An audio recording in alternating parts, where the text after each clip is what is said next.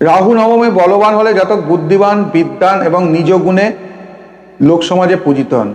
তাছাড়াও সে দয়ালু, দেবতীর্থে আনন্দিত মানে তীর্থ ভ্রমণ করে আনন্দ পায়, বন্ধুবর্গের পালনকারী কিন্তু অকৃতজ্ঞ হয়। আর এই রাহু যদি দুর্বল হয় তাহলে অন্যায়কারী, অসৎ, দুষ্টবুদ্ধিপরায়ণ হয়, কুবসন্ধারী, শত্রু কর্তৃক পীড়িত, নীচ কর্মেরত, সত্যবর্জিত মানে মিথ্যার আশ্রয় নেয় এবং হিংসুক হয়। এই রাহু আবার বহু ভ্রমণ সূচনা করে, জাতকের দূর এবং দুর্গম প্রদেশে ভ্রমণ হতে পারে এবং ভ্রমণে আবার নানা রকম বিভ্রাট বা বিপত্তি ঘটতে পারে। অনেক সময় তার ভ্রমণের বিশেষ কোনো উদ্দেশ্য থাকে না। জাতকের ভাগ্য পরিবর্তনশীল হয় এবং রাহু বিশেষ অনুগৃহীত না হলে প্রবাস, ভ্রমণ বা স্থান পরিবর্তন তার দুর্ভাগ্যের কারণ হয়ে দাঁড়ায়।